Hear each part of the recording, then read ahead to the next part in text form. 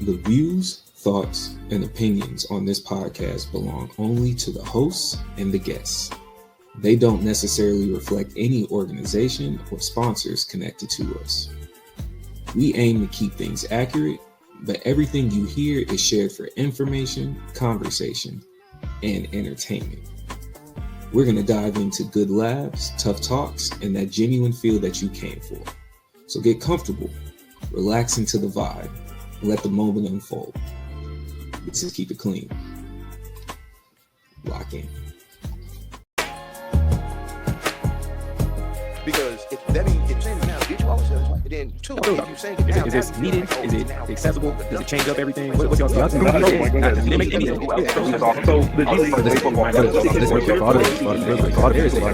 There's a game that's second place. Yes, that's second place. Tell me why I'm watching a game on ESPN. One of the banners in the background is YouTube TV for the game, but we can't even watch it. How does that make sense? $20. I don't want no $20. I want the game. Every time you see me, I keep it clean like a coastal. New episode, new week, same sports team. We are back. We appreciate y'all tuning in with us. This is going to be episode 15 of the Keep It Clean sports segment. And I can start off with keeping it clean with myself. I realized we never had an episode number 8. So I just skipped the number. But that's okay, because I'm not going back to edit titles. I'm here to talk sports, not math. You feel me? Not till we get the stats. But it's your boy Ray. I got my brother Abe with me. How you doing this week, good sir? Man, I'm doing good. Blessed to be here. Happy to talk sports with the new mic. So hopefully I'm coming off a little better this week. Heard I was feeling a little muffled. So I'm not going to say any names or who said that, but my wife was getting on my case. So here it is. We're doing better. So doing bigger and better. Yes, sir. Yes, sir. Okay. So we got an easy episode, right? Let me just give y'all the quick update on what it is that we plan on hitting. The usual college football. We're going to talk about the important games. We're not going through all of them today, right? There was some heavy hitters, and then there was some you went to go do something else games. We know that. NFL side, there's some details, and there's some spot cleaning we have to do on our side when it comes down to the major games that transgress. We had Lamar going back on his run. We have Josh Allen going Josh Allen. We have the Chiefs looking like a pack of mid. And we also have to talk about what it looks like when major NFC teams play each other. It was a good rivalry week. On to the NBA, whole bunch of injuries, and we're going to get into that conversation. But we're going to bring it over for the first time, which we should have been doing in the first place. Abe's on the spot. What is your keep it clean about sports this week? Well, keeping it clean is just, showing that I'm always right when I make my predictions. So, even when I'm wrong, I'm right. You know what I mean? But it's just keeping it clean over here. No, the only thing I'm keeping it clean on this week is the only team that matters won. How'd you feel about that win? Impressive win. Oh, okay, no, okay. But I was just making the sure. job done. All right. I appreciate it. I'm Yep. glad. See, that's how you keep it clean. You have to have the full conversation. You have to have the full conversation, right? Okay. You see, I jumped in front of it. Yeah. You get in front of it so you don't have to backtrack. It wasn't great, but got the job done, and that's all that matters. You know what I'm saying? Okay. For me, Stefanski. Hey, man. You cooked. I don't even have to blame gambling for the fact that if y'all don't win this week, it's going to look like you fixed the game. Because you cook, man. If y'all win, you in a bad situation. Because then that means you've been wrong for well over half the season. Mm-hmm. And it doesn't show anything other than pettiness. If y'all lose, they're going to feel like you set him up for failure anyways, bro. Like, I hate to be you. I really do. Your goose is cooked. Start shopping for your next team. You know who's on the market, who's available. You know who about to get fired. Yep. Polish up that resume, my guy. Yep. He'll get another job somewhere else. He will. Yeah. He will. He'll get another job. He'll be fine. They will have the mental aptitude test because it's like, what were you doing? What were you doing? You know, they got to ask the question. What were you doing? You know, just kicking it. Hey, man. Okay, man. So what were your sport highlights of the week? Give me two highlights for you. So if I've got two highlights for us, it's one, Texas A&M came in and completely made sure they talked every single piece of smack they needed to for you this weekend, because the fact that they outscored them in the second half without doing anything in the first, it was something about that text message that you sent that, you know, I don't know if it was you. I'm sorry. It was in the text chain. That was Rose. Yeah, it was Rose. Okay, so it was fraud alert. You know, everybody was on it like, yeah, this is it. And the boys came back and won. And I mean, SC is a good team. And then for them to just come back and do everything that they needed to get the dub and win by 1 point, you might have to give them a nod now, man. Just you might have to. Okay, we'll touch on that. We'll come back to that. Yeah, that's my one. The second one would definitely, just like I said, have to be the fact that Alabama lost. Oh, you thought I forgot. You thought I wasn't going to bring this up. No, Alabama lost to Oklahoma. And then we're going to sit here and be like, oh, but like Oklahoma's a good team, yada, yada. Come on, man. How long we going to force this? It's a dub. Okay, man. You hating that result competed with me looking forward to A&M losing in the Tech game. True. Factual. It was a good 1-for-1 right there, right? Because I know you were smiling as A&M was coming back, like haha. Yeah.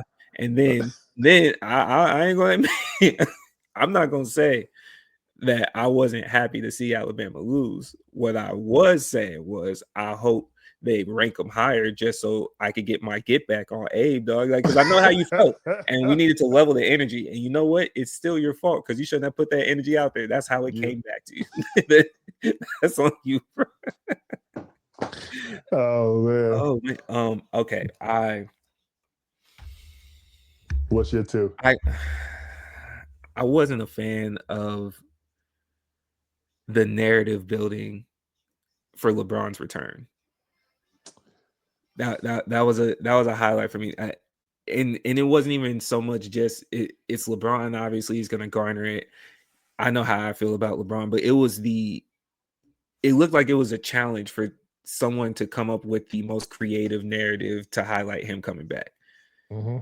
So if one person saying, "Oh, it's bad for the team, they have a rhythm," you know, what is he going to do? Then somebody else is going to try to counter that, and they're about to go on a 25-0 run just because he came back and was like, "Okay, y'all took the obvious." Then they're going to say something pivoty. Then they got to focus on his minutes, and it's just you just kept taking pieces, and we get it, bro. You know. He played in the G League because he's a true leader, and that's how he's supposed to. Like, bro, what are we doing? He was at practice, just stretching his legs. He wasn't doing nothing with the G League, bro. Even if he was, it's just you had no other content to create.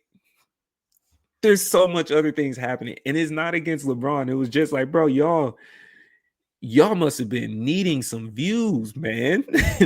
What's happening? Secondly, Stephen A., I'm going to need you to make a dedicated decision. Either choose politics or choose sportscasting, because you merging them together is killing my vibes. It is, right? Because it is one of those things, especially with what's going on. I'm supposed to be wanting sports, and y'all keep dominating my airways with your face of being everywhere else. Pick a side. Because when I'm going in, I'm trying to change my algorithm, and you are messing with the feng shui. Move along. And it shouldn't be a sports highlight. Like I'm happy for whatever decision you do. I don't know what you plan on doing, but pick a side, bro. Because Pat and ESPN clearly ain't getting along. Clearly ain't getting along. And I don't even want to touch on. You know what I'm saying? Like it's just. Why do we have to be this way? I don't understand why it has to be like this. Like they know they can squeeze the price. Hey, I just bought all the sports. Where are you gonna go?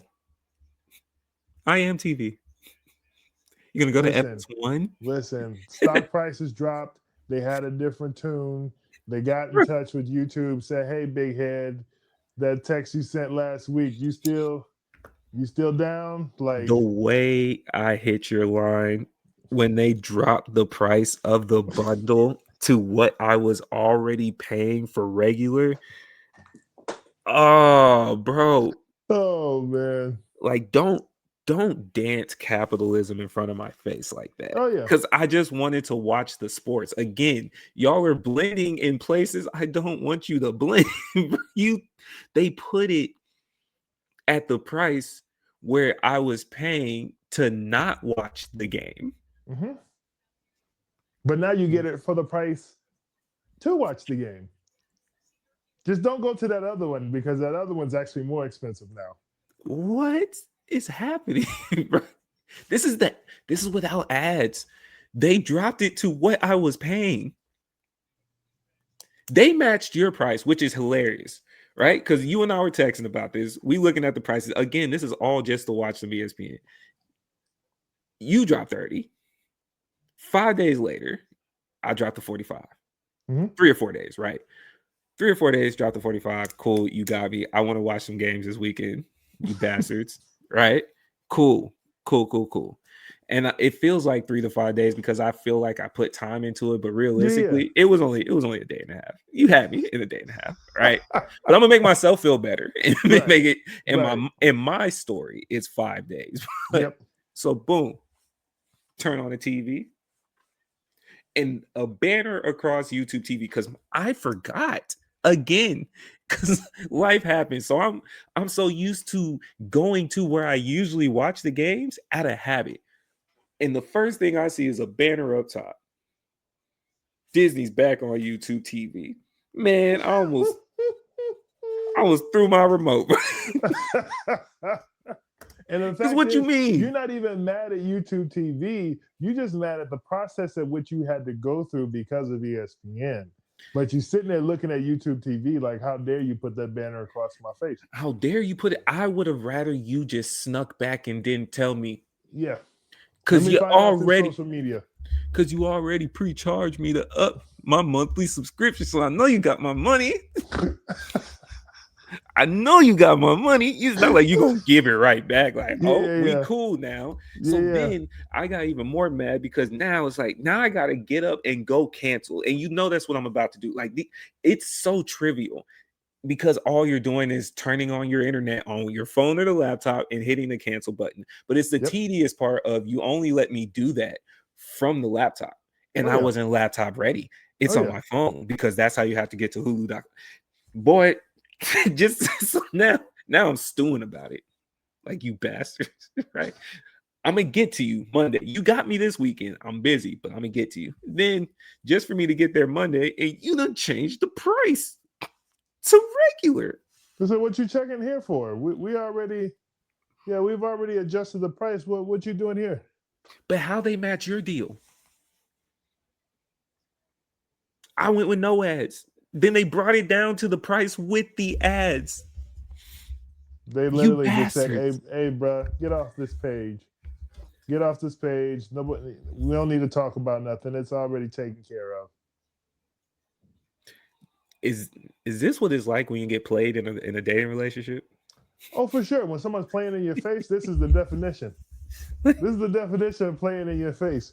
Knowing I got the pull, knowing I got the juice, and I'm literally just playing in your face. 100%. It's almost, to me, it's like when you get in an argument with your girl and you know you're right, but you just You just take the loss. Yeah. Because at what cost? At what Is cost? this dub gonna get you what you need? Yeah. Just for them to go back to the way that it was. And when you realize the fight wasn't even necessary, that's what burns the worst, bro. That's how this deal feels. Because you could have just told me this is what you wanted. But instead, we're playing a what you want to eat game, and I done named like 5 different restaurants. you said no to them all. But then you're gonna choose the first option that I gave you once this is all done. I'd karate kick you in the throat.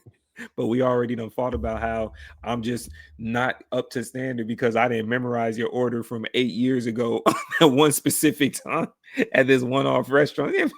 Yeah. Yep. Oh man. Okay, man. Well, you done already touched on it, bro. Let's get into it, man. We doing some college football, bro. You started off with 2. Let's cover the big ones. Okay. So big games that we got to talk about. BYU handled business with TCU. Nothing to be shocked by. Missouri handled business. They're still kind of fighting their way back, but it'll be a tough one for them to get in the top 12, to be honest. Georgia belt to ass to Texas. Let's just, a spade is a spade. That is a very hard game to look at and go, yeah, this is the team that's the top 12. Yeah. Okay. Go ahead. I don't know that this is a bad thing that Texas is experiencing this year. I think I said it a couple weeks ago. This is probably in their best favor. Them losing the second one was great for them because it was just the rest of the season. Remember I said they could just kind of cruise out. Mm-hmm. It's not even going to be looked at as that bad of a loss because people have already put it in their minds that they're overrated. You can only still be hopeful. So now Arch has seen this. This is going to be the narrative. Oh, Arch has seen it. So it's going to be the pitcher trying to keep him at Texas because I'm sure he has a potential NIL deal somewhere. Or it's going to be looked at as like, hey, you keep doxing your value. So you have to come back to Texas. Mm-hmm. They done seen monsters before. This time next year, because we know they're getting the recruits. We know that. It might be a good thing. But as far as this year's college football, it is cooked. It's cooked. So the only thing I'll say to that, though, is there's a lot of people who were still hoping through this past week that Texas could, because they had them ranked in the top 12. So they were trying to like really push a narrative that like Texas could be a team in the top 12. Losing to Georgia again is not unexpected because Georgia is just Georgia. But I think that this loss will hopefully ease some of the pain that goes down, kind of like to what you said. We're like, okay, let's just focus on next year because obviously this year, but like let them roll off 2 more wins for the end of the year. They're going to mess around and try to like get them in there. That's all I'm saying. Okay. It's not over. I don't think it's over until the fat lady sings and she ain't even warmed up. To your point, though, why it's crazy is because this is also an opportunity to set up a narrative. If we're looking at who's in the 12, there's a few of them that are pending a loss, right? Alabama has to see Georgia, and Alabama is at 10. BYU losing, period, more or less. I'm of the point right now, if you're Big 12, you have a little bit more respect in the ACC. So, you know, you got Texas Tech and then you got BYU, you got Utah. I would say other than Texas Tech, for them other two, you take a loss, that's it. They're not moving you back up into the 12, right? So between Alabama, BYU, Utah, those are 3 teams where Texas could still make it. If Georgia Tech loses another one, they're gone. So you would have USC, Miami, Vanderbilt. Yep. That's my point. So that's my point. That's why I don't think it's totally over for this year for the Texas fans. I think it's still like we still could kind of make this happen and get the top 12 because you know how they glorify the SEC. And not to say that they don't have hard records or they don't have good teams or anything like that, but they glorify them. So if they give themselves a shot with the last 2 games of the season turn this bad boy around, they're in the playoffs. And it is what it is. And that's the other part too. Them upsetting their rivals at number 3, they play A&M. Ooh, is that the last game of the season? That's the last game for them. See, now look, you kind of like the resume that they already have, you're looking and you're saying absolutely not.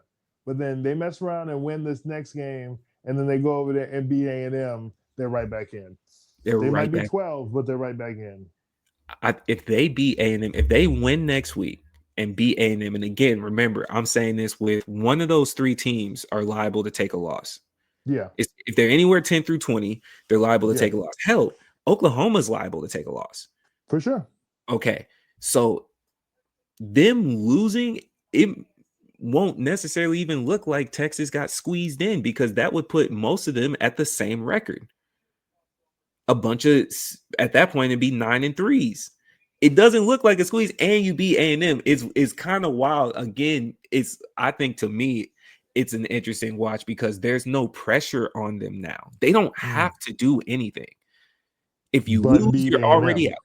And that's strictly off a rivalry, which means you going in there with some extra motivation just to try, like just to ruin their fun. That's what you're there for. It's not even like the pressure of the party. What? A&M also might beat them by 50. I don't want to bypass that. A&M might beat the brakes off them boys. Bro. I don't know about all that, but all right. Look, it's either going to be a really close win for Texas or an ass whooping for A&M. That's my prediction. Okay. I don't know if it stays close and A&M wins. I think it's going to be a close game. The reason why is the reasons you stated. I think because it's a rivalry game and there's a lot on the line for both teams. Because A&M, depending on what happens at the last game of the season, could be fighting for a number 1 spot. Yes. So they do get a bye game. Well, oh no, because you got the SEC championship. Okay, go on. I'm with you. Okay, let me cook. They on their way. They can potentially be fighting for that number 1 spot. And we all know when it comes to the tournament, you want number 1. It gets you in the best position. So you mess around and go there, win the SEC, and do everything you're supposed to do. That could be a very monumental season. There's a lot of pressure on this game for A&M. There's not as much pressure on this game for Texas because we already know where they land. But there is pressure on them if they want to climb into the top 12. So then let me ask you a question. Still with this current train of thought. Is South Carolina the deuce, or was A&M the ones that showed up under pressure?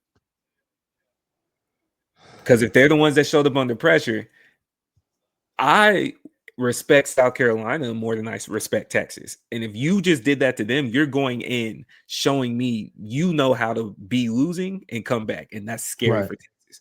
Right. If it's just the fact that South Carolina keeps fumbling these types of games when you have them on the ropes. You had Alabama, then you had A&M, and you just they haven't finished either one of those types of games. So is it more you, or did A&M show, hey man, you had me in the first half, not gonna lie, but here's who I really am? I'm gonna because I usually would, and in my opinion, I would usually say this is SC's fault because of the games that you mentioned. Okay. The only reason why I'm going to say this was A&M was because of the way it happened in the second half. You're talking about an annihilation in the second half. You're up, your coach is cheering, going to halftime with the fans. You've seen the video. He's pumping his fist. He's screaming and hollering. He's doing everything he can to get the crowd into it while he's going into the locker room. He's probably giving a victory speech in the locker room. He ain't talking about lock in, let's finish the game. He's probably talking about let's handle this business, go out here and do our thing. He's doing all that. And then to come out and get smacked the whole second half as if you didn't show up, I got to give that to A&M because A&M is down 30, a 30 ball at half. And then you come out and put up 31 and make sure they don't get jacked. Yeah. Yeah, I gotta give the nod to A&M. Was it the 12th man? And there's his jab. You've been waiting on it. We've been waiting on it when it Was comes it the to 12th A&M, man? but there it is. You said Officer Dinwiddie over there to just pass the bad vibes. Was it the 12th man? Is that what it, Listen. If it was him, I mean, he's already been relieved from doing You duties know what I'm at the saying? stadium. So you said they paid him off. Like, hey, you do this, Yeah. right? You know what I'm saying? You move to the side because we do have to touch on that briefly. I'm gonna stick strictly to the sports side. My man's what you did dickhead move. We know this. Oh yeah. It's crazy to me, bro. You have front row seats, like guaranteed. And you don't get that opportunity often in sports. This isn't just some, minuscule university. This is one that's in the SEC. Yep. It's going to see games. You're going to see games if you stay on this job for the rest of your life until you retire. Talking about a cushy one too. A cushy one. What? Yeah. And I'm not saying that this job is easy because you got to protect certain people, but 9 times out of 10, you walk out on the field with them, you walk back. The rest of it, why? Why would you do this? This reminds me of that time when we worked together. We're not going to go into too much detail on it, but all I heard in the background was, "Don't let them mess up your discount." We're not going to talk about it. That's when we officially became the best of friends. Was in that moment when I was like, "Hey, bro, hey, don't let them mess up what you got going on." Is basically what my man was telling me. And I needed to hear every word that came out of his mouth on that one because I was about to flip the place upside down. So just know it was one of those moments where it was like, hey, man, why would you let a moment like this mess up what you got going on? Hey, man, that's how you – I would say that's how you know. That's how you know I really believed in you because 9 times out of 10, that's probably not what I usually would have said. No, I would have even antagonized it. I would have. Yeah. What? Yeah. I would have been sitting there throwing fuel. I don't even know if it would have been to you. I was so bold at that time. I would have threw fuel towards old buddy. Just because, bro. Yes. Out here being a nerd. Yeah, go back to the back. But some pierced through and said, hey, bro, don't. Listen, that's what you knew. Like, one for me, I was like, okay, he's got my back. He's looking out for me. I appreciate it. Good looks, everything. But like, that's a moment where I definitely understood that like there's levels to certain things. And then I knew that you knew who I was at that time. So yeah, you saved all of us in that moment right there. Oh my goodness, man. Oh goodness, man. That was a great time. We might talk about that at some time, but not today. You know what I'm saying? That was a great time, man. That was a great time. That was one of the times. Even recently, I went back through. I was at the one down here in San Marcos, and they had asked me a question, and I was like, yeah, I used to work, back in the day. Like, which one? Told them which one. Whoop de whoop, and like, you seem pretty familiar with it. And I was like, bro, my legs ain't like that no more. I can't keep up with the youth, as if we didn't work with a wide range, right? But she's like, no, we got the range. Like, she whispers her age and whatever the case may be, and she got the co-manager there, the dude, and he's like, yeah, and he older than us. He's like, you trying to come back? And boy, after this, I was like, this is how Jordan felt. This is how Jordan felt after he retired. He's like, you want to come back? And it's like, I mean, like I was in the driveway just the other day, bro, and I'm looking at the outfit, and it's like, it is everything, y'all. I can't do that, bro. I had to talk myself out of it. I'm good. Yeah.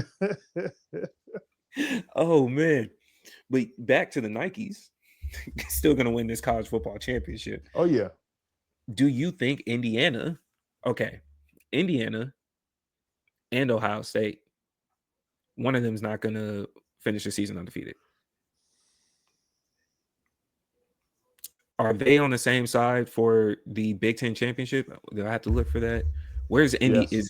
They are? Okay. Yes. So then yes. One of them's not going to finish the season undefeated. At least. It's not even going to come down to that.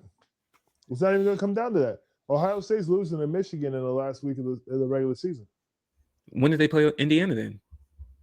The week before? They wouldn't be because they would be knocked out of the contention for the championship. Who does Indiana finish their year with? Let's see. Real quick. They play UCLA. Like I said, there's one team that's not going to be undefeated. And that one team has to play Michigan at the end of the season. Now, I will say this. If the off chance of something happens and, osmosis and the volcanoes erupt and all of a sudden Michigan doesn't prevail, I will not be here the next week. Don't call my phone. Don't text me. Don't, hey, big, nothing. I don't want to hear from nobody. I need a week of mourning, and then I'll be back. But I'm not in that mindset right now. We're winning, and that's all that matters. Y'all are contending for a spot. Oh, yeah, we are. Oh, yeah, because y'all don't play this Saturday, do y'all? No, we play. Because Indiana doesn't. Indiana doesn't play till UCLA. I know. Oh, they got a bye week before the last? Wow. No, y'all play Maryland. Yeah, we play Maryland. Y'all better not lose, and y'all better not let yourselves get upset, dog. I'm sorry. We can't.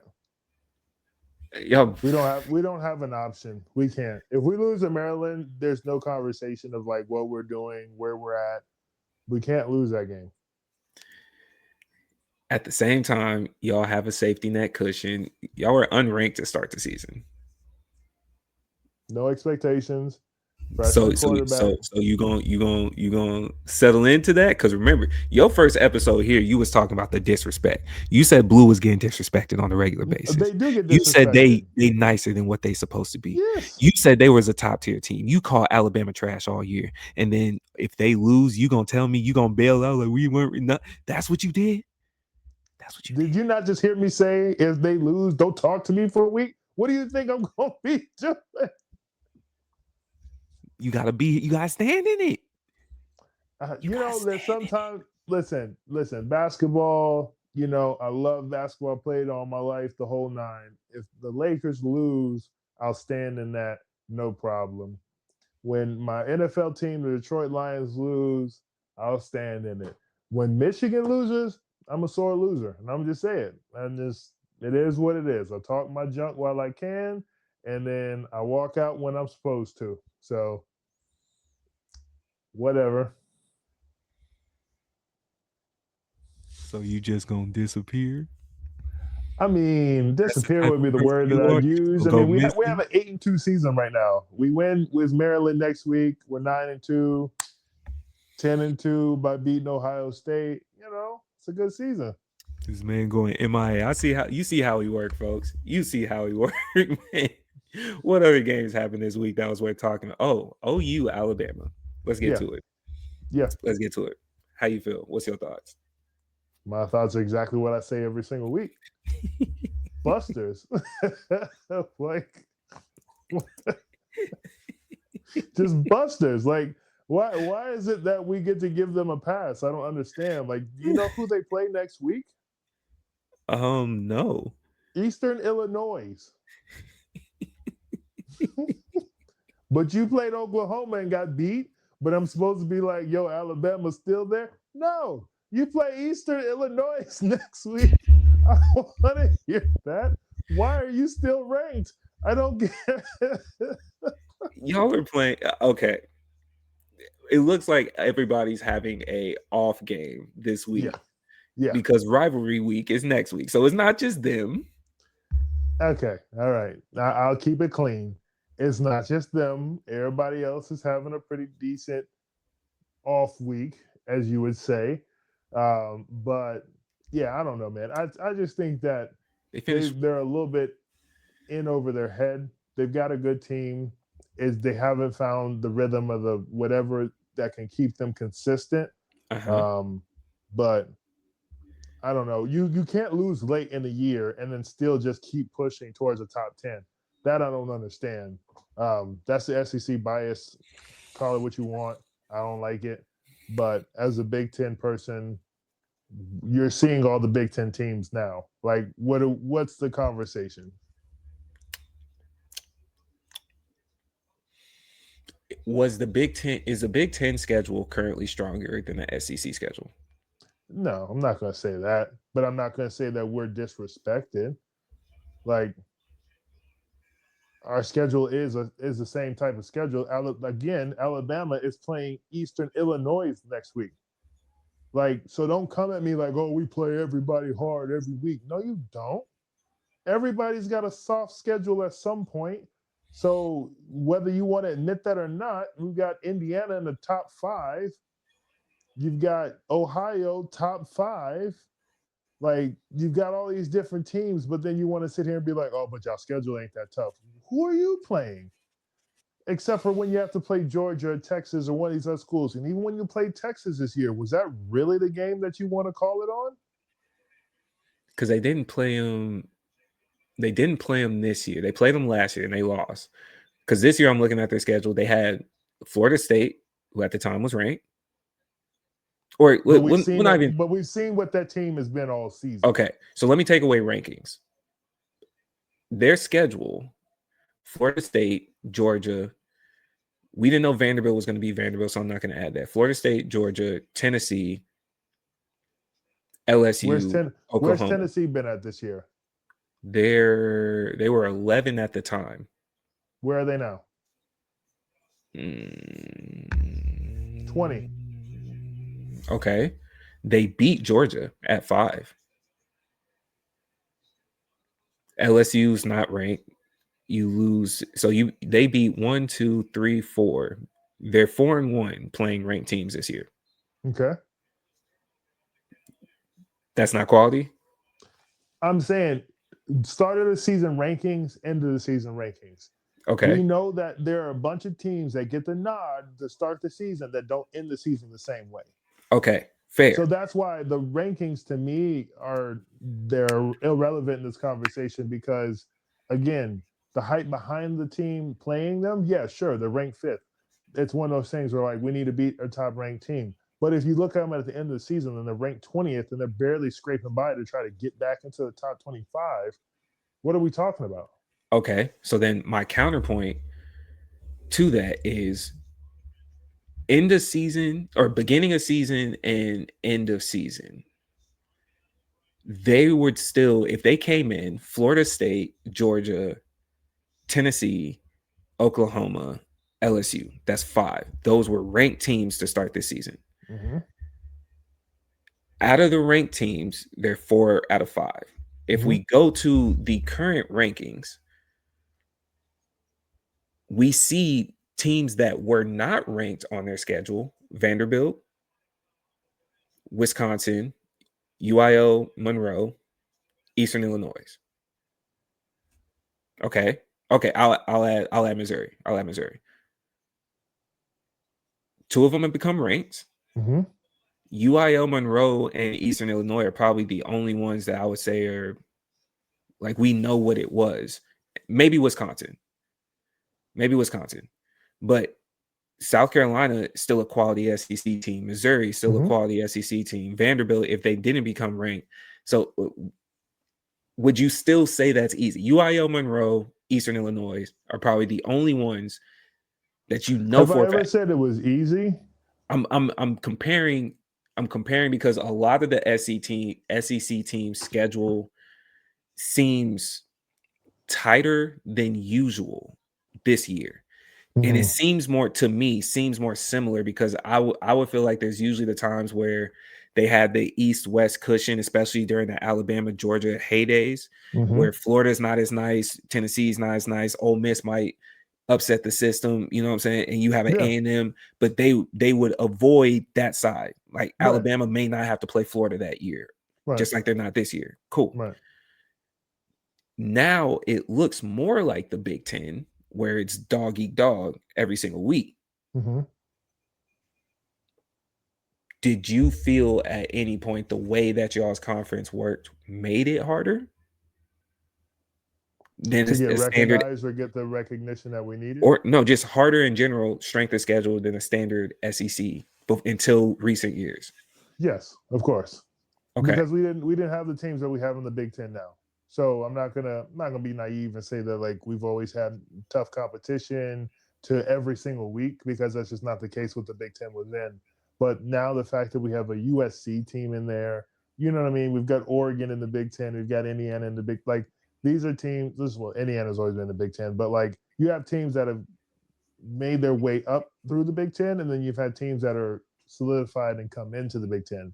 So there's been a lot of movement that's helped the conference become what it is.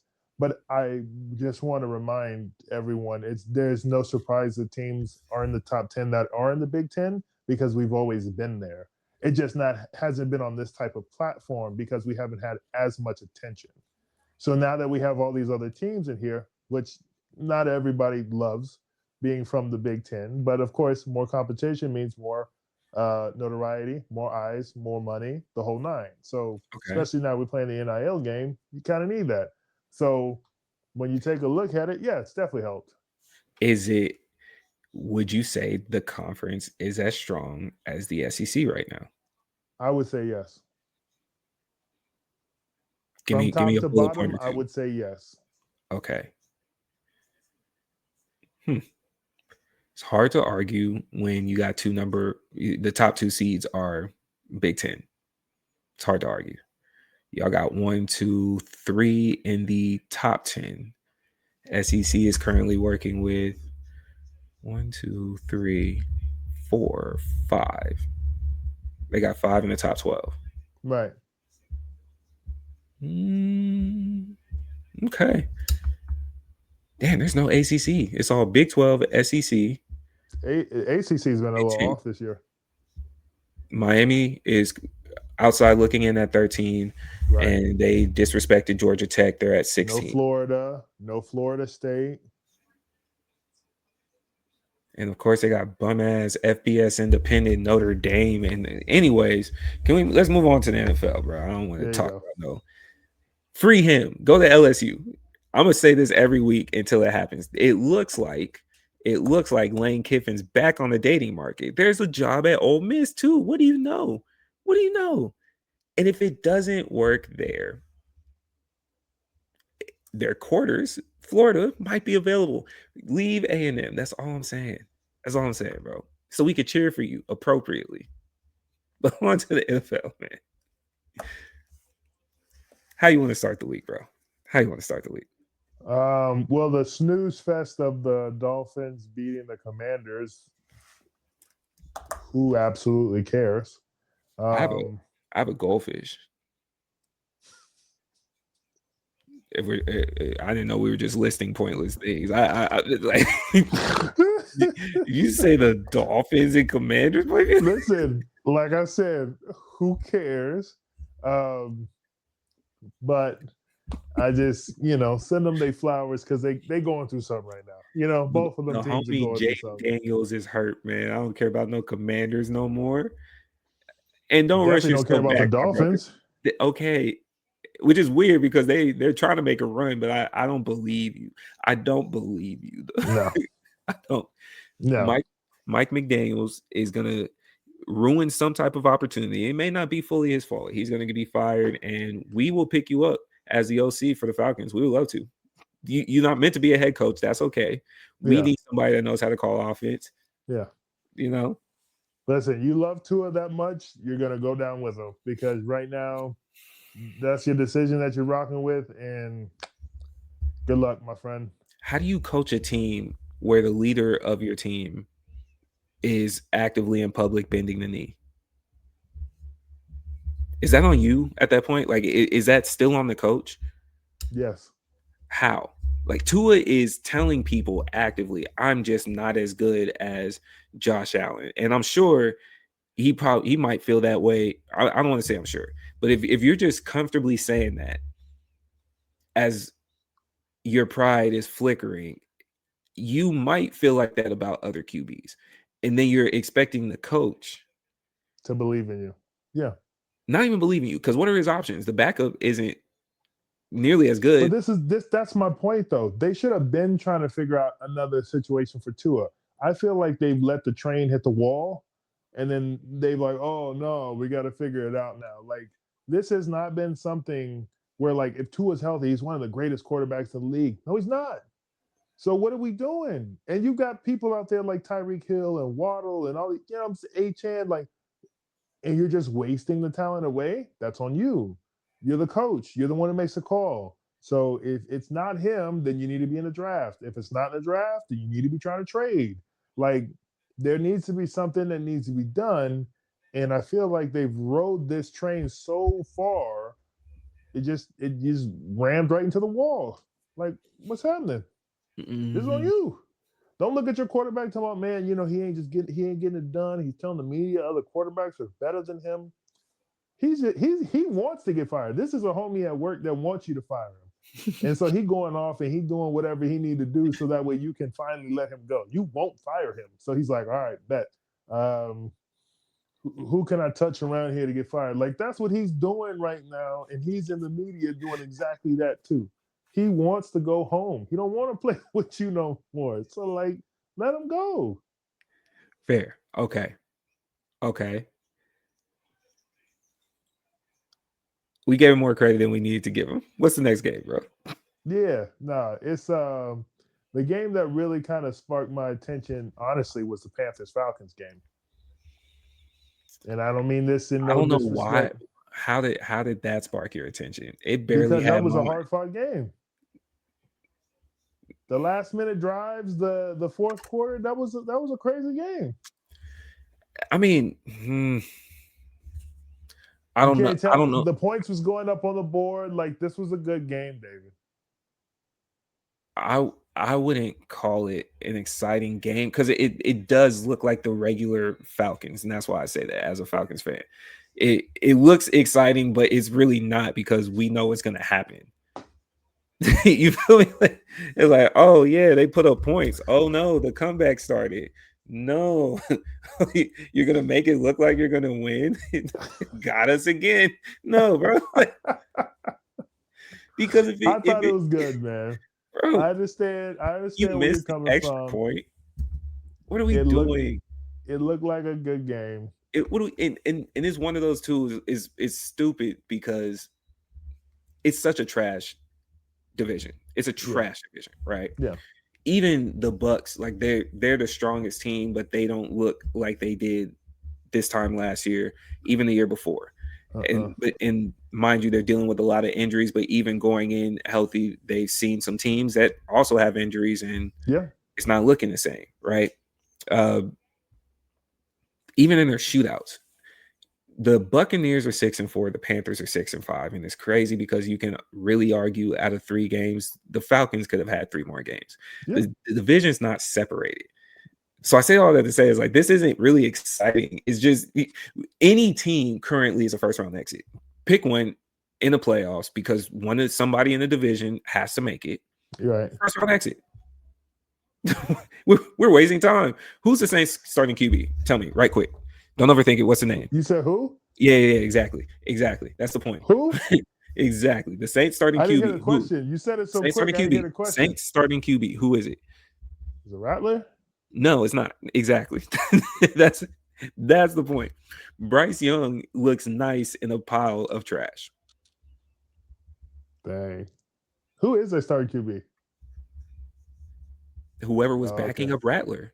Okay, got it. Because nobody's talking about the New Orleans Saints No game. disrespect to the dude who is starting the quarterback for the Saints, but I'm sorry. Nobody is watching a Saints game this year, bro. They're just not. I got you. I forgot. I have to talk about them to remember that Alvin Kamara still plays football, and I love him.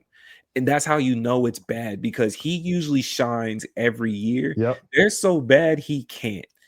They're so bad he want to retire. Come on, man. They were talking about trading him. He said, nah, man, I see the other side of this ship. I'm cool. Yeah, bro. Like, I want Bryce Young to be good. Penix is hurt again. And you got Kirk Cousins as a backup in between trying to decide whether he looks scared or the coaches are still paranoid because you still ran the same exact pistol formation everybody sees coming, even with Penix. You have the most blatantly repetitive offensive book, Raheem Morris. And Black man, I need you to either move around or let somebody else take the blame. Now's the time to start pointing fingers. Man, it's been crazy. I've been letting him call this the whole time because your job is on the line, sir. It's the same pistol formation. Bijan has gotten to the point where you could read his body language. You like, pass. Darnell Mooney hasn't been able to catch in weeks, and I need you to do good simply off the fact that your name is Darnell. Like you supposed to be nice and be able to go back to the cousins. Like you the one at the cookout. Like you really made it just off of the fact your name is Darnell, bro. Like shout out to you, but you keep dropping passes on a regular basis. So Drake London's hurt. Bijan is starting to be a tell, and Kirk is Kirk, man. Kirk is a white man in a black city. That's how it looks every time he's on the football field, bro. Hi, guys. As he turns his chair backwards to sit with his arms crossed. Backwards cap. I'm cool. Yeah. Bro, you have the First Baptist youth pastor amongst a group of seasoned veterans, bro. All right. Look, everybody, you're welcome. I just wanted to see him do his Atlanta Falcons rant. This is it, but he's about to go real deep into the whole. But just because, oh man, it's sad. Yeah, I'll end it with that. It's sad in the aspect of both sides of the ball are heavily talented, and the way that the talent looks, because Drake London has done Drake London things. Kyle Pitts is involved in the offense. Bijan, when he has the opportunity, hell, a lot of times, even when he don't have the opportunity, hole is already clogged with linebackers and defensive linemen. He's made magic happen. Michael Penix has been exposed not only because it's not functioning the way that it's supposed to function with that much talent, but also highlighting a conversation we just had really briefly, his QB class. The other ones are doing really good. Drake May, they're doing really good. Right before he got hurt, you got Jackson Dart coming out here, Jaden Daniels in your draft class. You know, so I understand you were behind Kirk. I understand there was an injury to it, but it's like Mike. It didn't look like there was enough to invest. I do believe, especially with the ACL, by the time he starts coming back, there might be a quarterback debate. I don't know who they go sign in the offseason. I don't know what they try to pull. I know Kirk is looking for his way out. So you might see him try to ball out as much as he can to make himself trade worthy. Going into next season, maybe we could get some chips back, but even for some chips, QB room is open. QB room is open. But we can go on to the next game. 6 touchdown Josh Allen. The Bucs look great this year, and then he was just like, by the way, this is my team and I'm doing what I need to do, and just bugged out, like you said in the text chain, bugged out. Like I mean, we're not surprised. This is Josh Allen. Like, we're not surprised by any means whatsoever. But it does seem like he has a switch. And I don't know if he just be playing around sometimes. He just be like, I ain't got to go too crazy to beat this team. Or if, like, he feels the pressure, you know, the call of it comes to him at halftime or whatnot, and he just comes out and balls. I don't know what happens. But, like, dude went crazy this last week. So – Keon Cole, hey my man, get it together. Okay, we saw you on the side. Get it together, bro. We're not trying to see that right now. We don't want you to be one of them guys where they can paint a narrative on you, because you're supposed to be out there enjoying yourself. You on the sideline, you ain't playing. We get it, but like, you know, the camera's on you.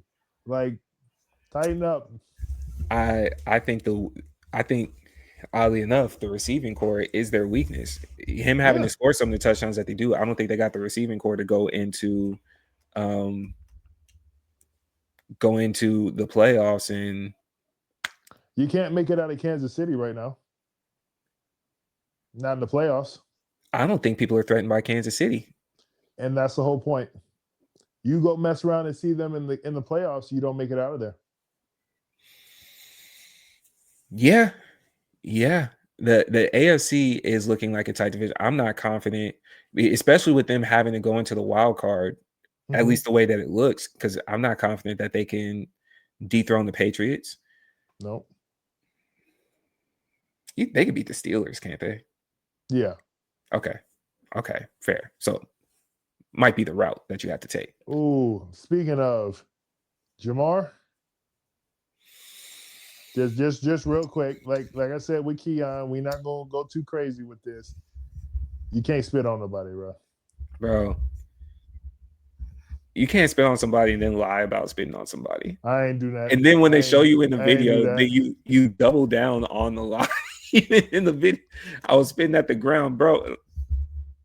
So that was a loogie on that man, and you know it. And then that's why when he grabbed your helmet the second time, you ain't put your hands up or even react. You just let him toss you around a little bit, as you knew what you did was wrong. You do owe a man his fade if you spit. Oh yeah, I'm sorry. Jalen said it. He said it's up when he sees him. Yeah, for sure. Yeah, and I know Jalen saying that. I'm more speaking. I'm on Jamarr. Yeah. You agreed to a fade when you chose it. I know in general when players do this, because we saw Chris Paul do it. Didn't somebody do it recently in another fight that we seen a similar nature? But if you do that, at least run their fade. I don't care about the business. Do it quietly or find a spot, but you owe somebody the one-on-one if you spit on them. Why is this a thing? Because that's just, I understand that was a thing, still is a thing, to show disrespect.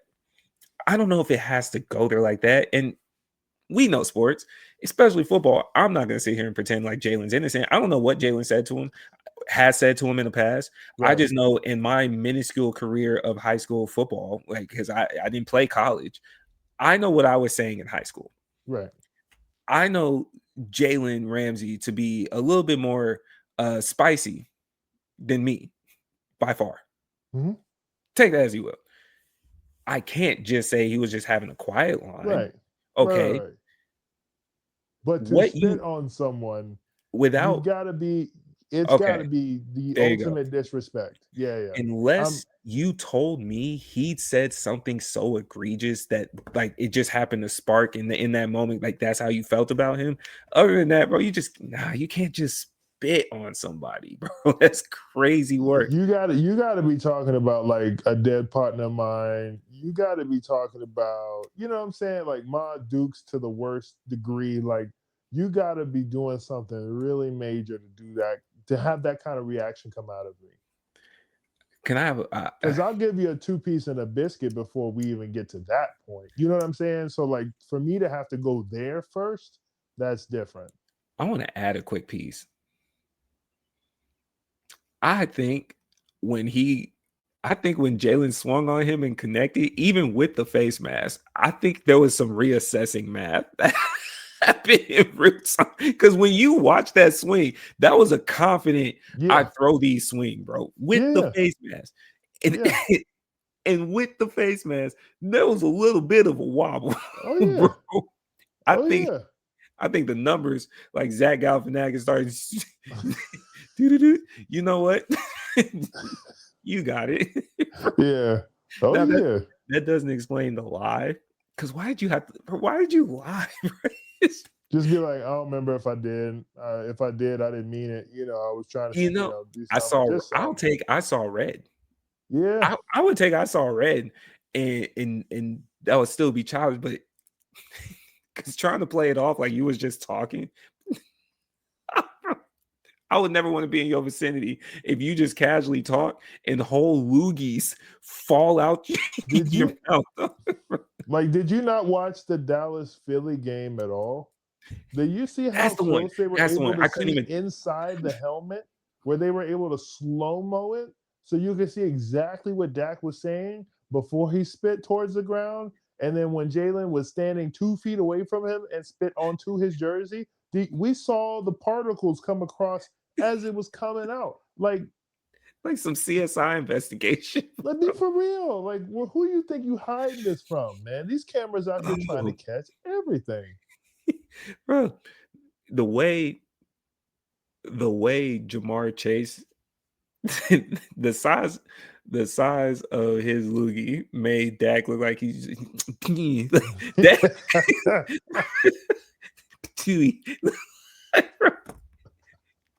Jalen was way too nice for the size of that loogie, bro. At least 3 hits. Yeah. The ref should have played the replay, called Jalen back out like, hey, dog, that's on me. You get 2 more.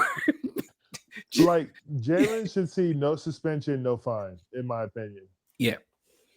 You have to, business. I get it. But yeah, I'm with you. Steelers should pay his fine, honestly. Yeah, and shout out to Tomlin for the way he held him down too. Yeah, Mike Tomlin really held him down, man. I would expect that from a coach, but I don't know if all coaches would handle it that way. No. You know what I'm saying? All that for a trash division. But Lamar's on the run. Kind of. I don't. Might have said something about it. You were kind of sort of there. You were kind of sort of there. You said he could do it. You were iffy on the games you called that. So I guess you can still work out the percentage there. But he doing the Lord's work. He's doing better than expected, and he's doing it in a very decent fashion. So I think you just need to keep your eyes on them like we normally do. But it looks like they kind of getting it together over there in Baltimore. They can easily take this division, and I love it because even semi-decent, healthy, because people kind of mark them out. Mm-hmm. Now all of a sudden, you see the hype train coming back, and it's like, nah, I want you to stay right there. And that, because now the narrative is a little watered down on can Lamar do it? Because it's still a question, sure. Right. But if they get there in a season where it looks like Josh Allen is going to see some struggles, just like we were saying, it's looking really iffy for the Chiefs. Mm-hmm. This is your time to strike.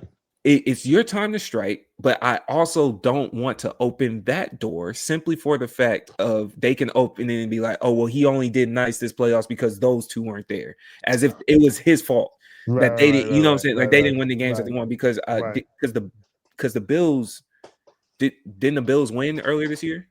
Or no, he lost to Pat. Right. So it's like if Pat didn't make the playoffs, but we saw what happened. I thought the Bills beat Pat. No, I'm talking about Pat playing Lamar. Oh, yes. Okay, yeah. Yeah. So it's like, you saw what they did, and the Chiefs didn't even make it. So you only got this far because, you know what I'm saying? That I could see that narrative for me. Yeah. I would love a perfect world where this is it right here. Boom. The Ravens are in a tough AFC division. Yeah. I know it's not going to happen. But hey. But what could help his case, even in the situation, is if he plays Pat in the playoffs. Okay, that could help. Now, I understand they're not the team of 13-3 or 4 or whatever and all that. I understand that, but if the Chiefs do well enough to make the playoffs and it's mano-a-mano, and you go out there and you handle business against them, I still think it helps the narrative for this year. There will still be the talk of, well, this wasn't Pat's best year. Not his problem. I just want to put it on record. I want to put it on record. I am not buying into the idea that the Chiefs are cooked. I just want to put it out there because I know that's kind of in the talk. That even though they're not the Chiefs that we saw rise to power and be that dynamic offense, they still got some dangerous. Pretty quality. Having Rashee Rice in his own makes them dangerous, and Pat has until specific games. There's only 2 specific games: Chargers and the Broncos. both great defenses, both divisional games, is the times where he didn't look as sharp as normal, but he's looked really nice this year. He looks like regular Pat. Just the people around him, like they do need a running back, but I refuse to buy into the narrative like they're cooked. That's still not necessarily a team I want to see going into the postseason because they have the experience. They have the infrastructure.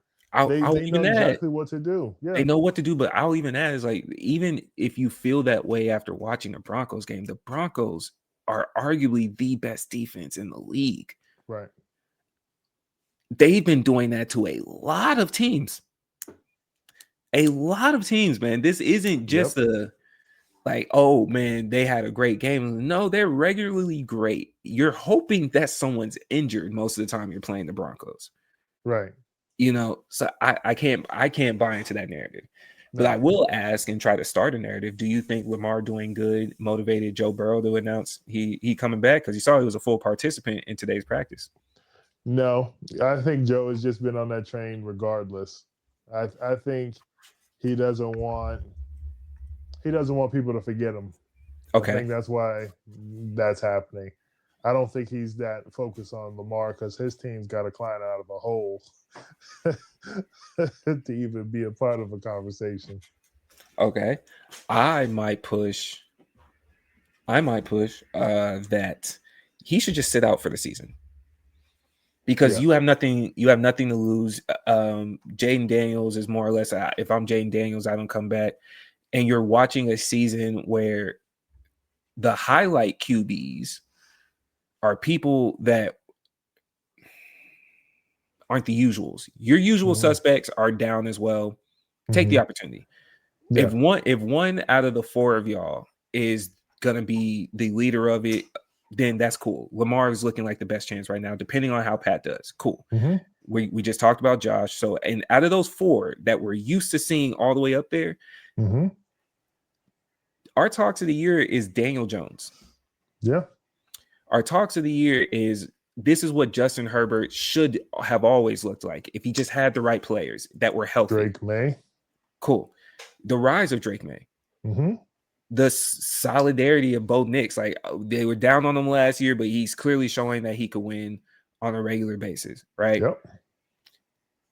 They're talking about a Matthew Stafford to an extent because of how good they're doing.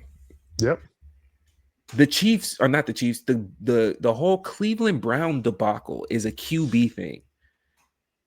Is Jalen Hurts and AJ Brown going to work out? So what I'm saying is we just listed off, just off top. That's like 7 different QB narratives, and that's been predominantly the airways. If I'm Joe, I'll be back next year. Yeah. I'll be back next year, man. But that's why I think it's him just trying to make sure we don't forget about him. Hey, I'm coming back. I'm coming back to play, guys. Don't worry. Like, no one really cares right now, Joe. As injury prone as he been, wouldn't everybody feel better if he just went, yeah, man, I'm sitting out till next season? They'd be like, yeah, you finally got some rest. Because it's not as if that offensive line is going to be any better when he suits up. I know, but it's getting to the point now where we're questioning if he can even make it a full season. And I think he's coming back because he's trying to prove, like, I can beat this. I can be, hard nosed. I can play through with some injuries. Like, I can figure this out and still be the guy. Like, he's getting to the point now. I know Cincinnati's not to the point where they're scratching their head saying, let's look for somebody else, but the fans are. But hey, man, we done seen you fight injuries. That's why you're still injured. I think as a fan, we'd be like, nah, you're good. You're not even the lead injury QB narrative. Michael Penix is. Yeah. Sit down. Michael Penix is. Sit down. Yeah. No, like I said, I agree with you. I just think he misses that spotlight. Well, speaking of injured QBs, one that will never get his spot back is Deshaun Watson because we've seen the end of the Shedeur Gate. But you're not. It's over. Shedeur's starting this weekend. This was announced as of today. He came in the game last week. You want to give your thoughts on that really quick on what the outcome of it was? I think everybody saw the same thing. Everybody saw the same thing. No preparation, no reps, and you throw them in with the Wolves, and you sit there and watch and go, oh, see, look, he's making mistakes with no protection. Yeah. We see what this was. It's real cute. It's the fact that they had to use him. They're like, well, we don't really have another quarterback to go to. So I guess Shedeur can go in. Like, that's literally how this felt. And I didn't like it, obviously, because we've been anticipating him just at least getting an opportunity because he's been overlooked for one. And I'm excited to see him in a full game. I still don't know what the outcome will look like. I hope it doesn't look like what it did last week, because I really don't want them to like use this as a narrative of like, see, this is what we thought about Shedeur, because we've seen moments where he can be a good quarterback, and as long as he's not running for his life, he's usually pretty good. So, yeah, it's my 2 cents. What you think? I do understand that as a third string QB, you may not have reps with the starters. I also understand where practices go along that if you weren't starting, you might have missed it while being on second team, but only to an extent. And I highlight that because, as we know, the linemen came out and said they never had reps with him, so they're learning his cadence, everything in real time. I really can't understand why. I don't know if this is regular practice in the NFL or not, but why you wouldn't at least give second string position players a few reps with first string to mix them in, basketball, football, whatever the case may be, simply for the just in case. So you have a feel of what that looks like at least in the earlier days of the week practice. If Tuesday, Wednesday, they get 10 to 15 reps. By Thursday, Friday, when you're locking in the game plan, I get it. It's all first team. Cool. None, and he was going in as the backup for the last few games. Not a single snap. This is on the coach. There's no other way, because obviously he don't get the control. If he had control, he'd already be starting. So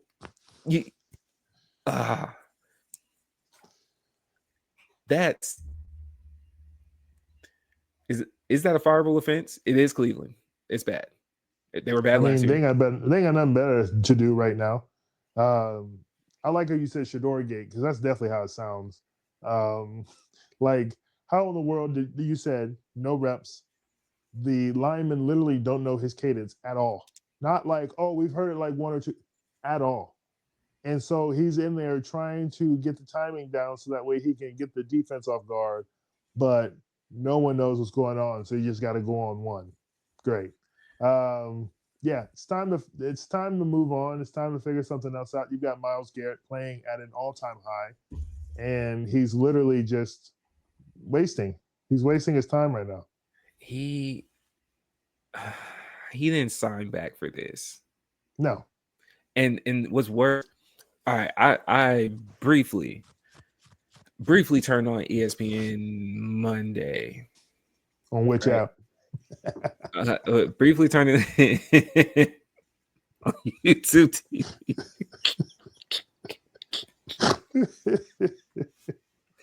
And once again, at the top of the screen, it says Disney is back on YouTube. Like, hey, don't know if you heard. What? Oh man, but no. So I turned it on, and I'm not confident in which show it was, because it was kind of just a background noise. I don't know if it was Pat McAfee or one of the football shows, but they were going on with the piece of already.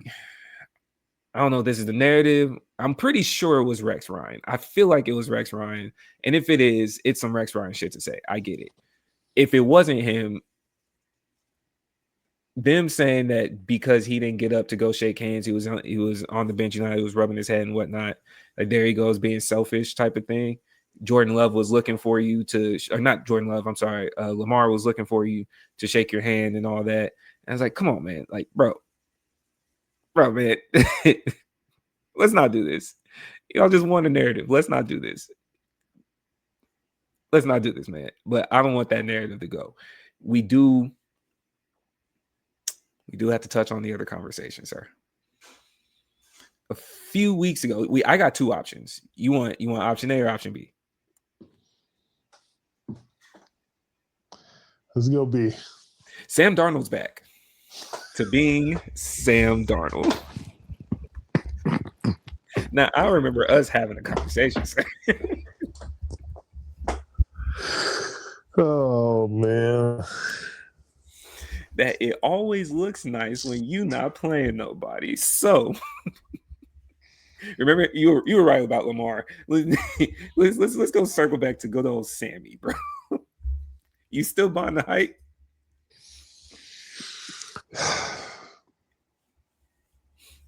Yeah. I am. And I'm going to tell you why. The 7-3, they lost by 2 points. 2. Okay? To the Rams. Mm-hmm. Did Sam have his best day? No. But you can have Sam have that type of day and lose by 2 points. I'm still rocking that he can make it happen. Why did they score? The running game. Okay. How many touchdowns did the offense have? Well, there's a reason why the score is 19-21. No, I'm just saying, how did they score their points? Couple field Was goals. it because of Sam? Oh, okay. Just making sure. Sam had a hell of a day, though. He was finding the open defense on a regular basis. I knew you should have Four said interceptions, bro. This the Sam Darnold you was telling me about? It was a bad day at the office for Sam Darnold. It just was. You started off the game with an interception. Like it is what it is. But I'm not taking one game over the season though. Like I'm not doing that. My statements were he folds under pressure. They believed in him last year when he didn't show anything for this signature that he put for this deal with Seattle. As soon as he saw four of the things. Nope. And LA's a good defense. I'm giving that leeway. LA's a sneaky great really defense. Good defense. Not just kind of really good defense. They're 9-2 great or defense. 8-2. Come on. They're a sneaky great defense. That's getting away with it because they had a slight drop off, but everyone just still living in the days of Aaron Donald. Yeah. Verse will kind of change that narrative a little bit. Okay. How good are the Rams? I think the Rams are the real deal. Watching them play, watching the defense, watching the intensity behind it, I think they're the real deal. Top 3 in the NFC? Yes. 1, 2, or 3? That's where things get a little dicey. I might say 1. I might say 1 if I don't see Devontae out there holding his back after giving a juke move. And then, did you see that? Yeah, man. Yeah, that's not great to see from your best wide receiver. Hopefully that was a play that they drew up. They was like, hey, just like act like you hurt so that way we can get this other guy open. But Puka Nacua is playing out of his mind. Stafford is getting the ball out of the pocket very quickly. He's not hanging on to it and making the linemen have to work long. I also think that's his age. He's not super athletic, so he knows he's got 2.5 seconds. He's got to get that bad boy out of there. And most of the time he does. That's why you have the short chip passes to Nacua that end up being 10, 15 yards or the tight end or whatever. But was it Higsby? But like it's a well-oiled machine right now. Okay. How now that we've talked about that, let's go back to option A. We agreed that this was the game. You asked me, what would it take for me to believe? And I said, we'll see after the Philly game. That's what I said. I said those words. I went back and But did you reviewed the watch the footage game? But did you to make watch the sure. game? I sure did. I did. Okay. I sure The did. score is 9-16. Yes. 9-16. I heard you. Yes. Yes. That's one score. That's not getting 34-7. Like, that is one score. And it Okay. didn't happen until late into the game because both defenses were kicking in. I didn't not believe in the Detroit Lions. I didn't believe in Jared Goff and said he's the reason y'all won't get far. So whether the defense was kicking ass as they were supposed to, you only scored 9 points, sir, with a stellar offense, sir. Amon-Ra, who usually is due for a good 8 to 10 catches. What was he looking like out there? Just asking. My mic ain't working. I'm just asking, bro. All He, I saw was he the wasn't Philly looking game. great.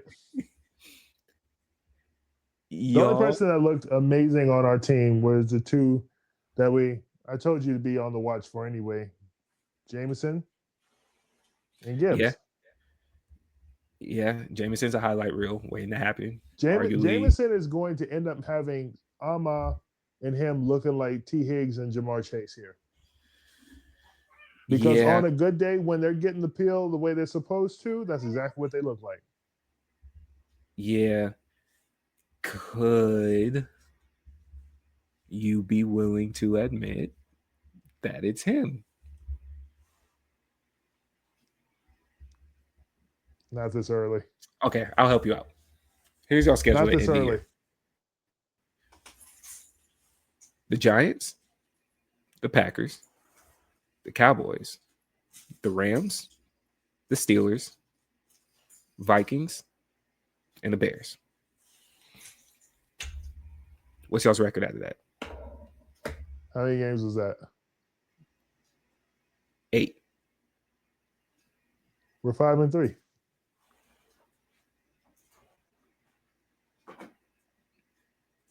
Y'all beat the Giants, Yes. Packers, Yes. Cowboys, Yes.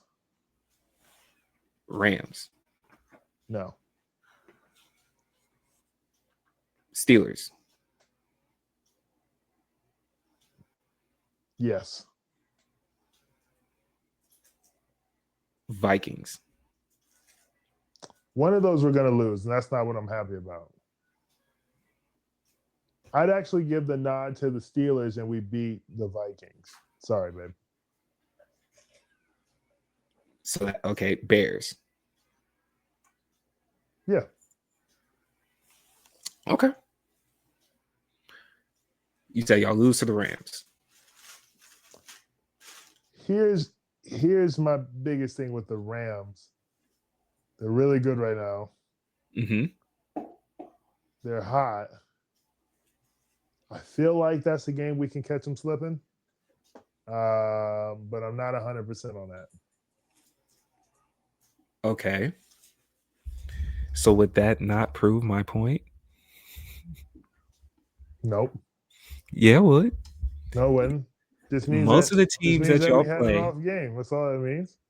if y'all lose to the Rams, which would prove the point of he can't beat the tough teams.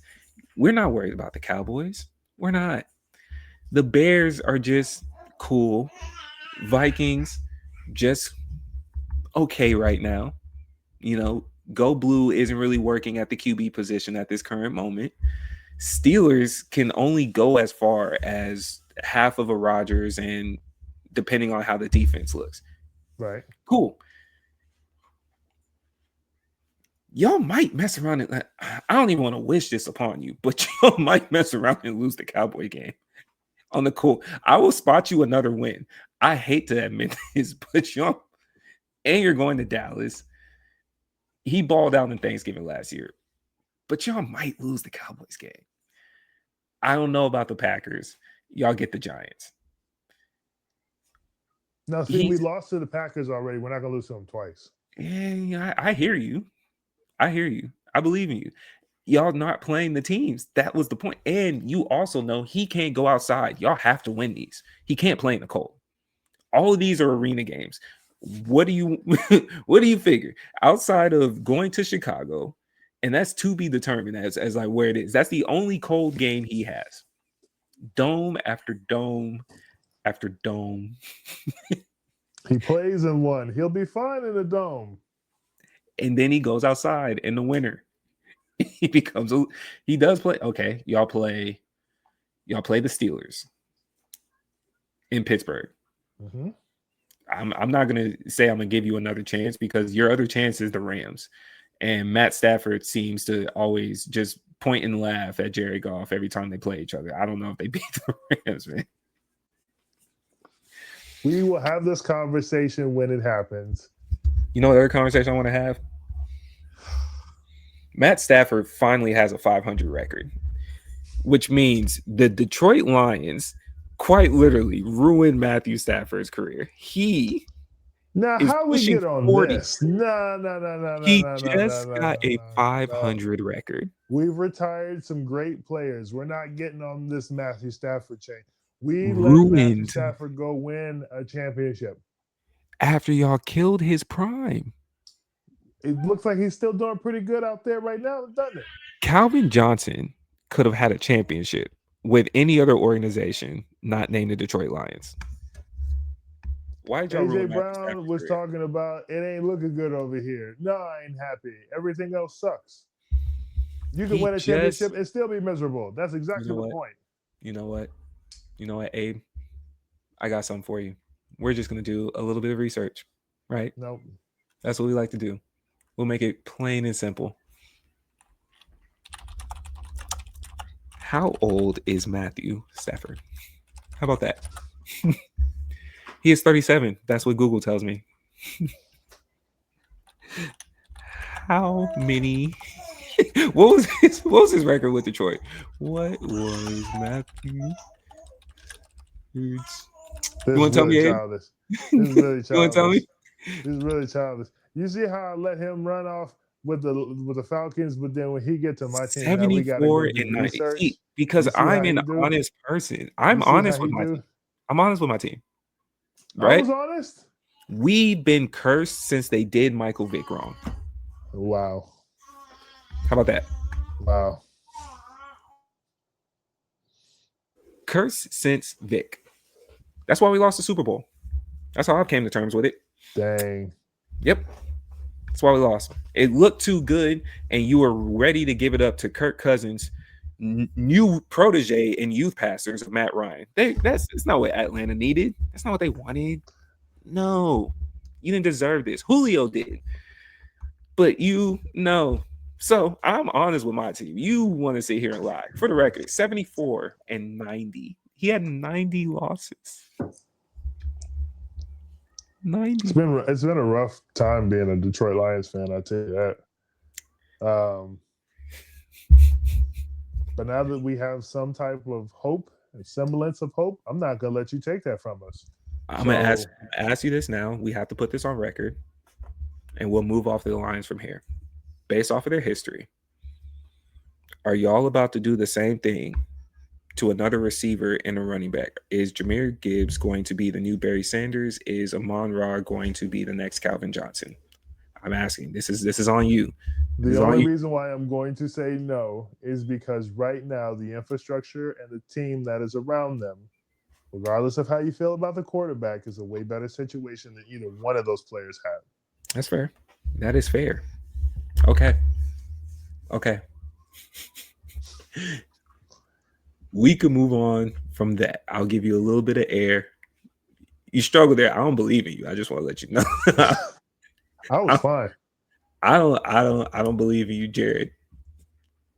And I feel like there's going to be an episode soon where Ev gets to laugh in your face for about 45 minutes. Oh no, he doesn't get to come in and then laugh at me just because. No.